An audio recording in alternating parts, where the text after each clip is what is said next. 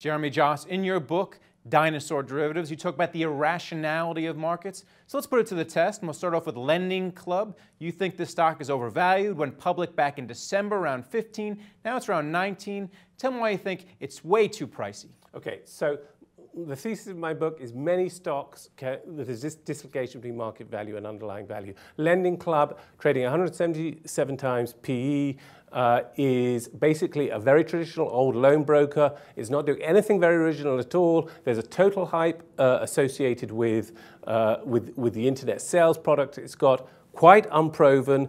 And actually, what it's selling is consumer loans. You know what happens when there's a recession? Consumer loans default and lenders pull. There's every chance their volumes will decline, not increase.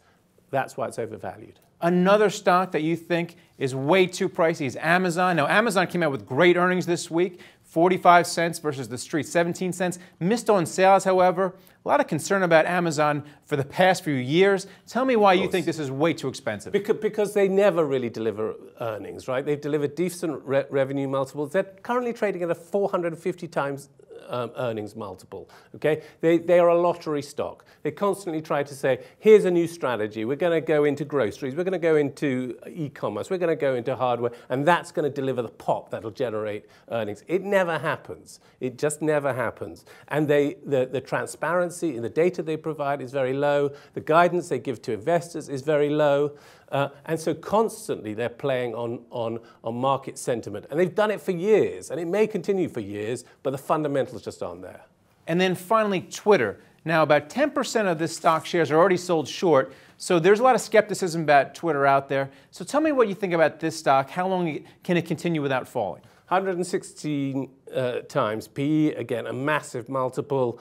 Twitter is just a play on social media, a fundamentally unproven model. Great piece of analysis at the IPO only about a year ago by Stern professors saying this is nothing, this pricing has nothing to do with valuation. It's all to do with just pricing, just to do with, the investment banks pricing a deal to sell.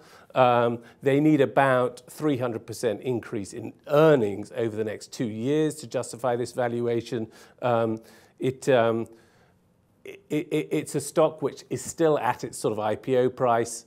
It may run for a long time because of my thesis of the irrationality of markets, but sooner or later, time will come. All right, thanks a lot, Jeremy. That's great, thank you. And thank you for watching The Street.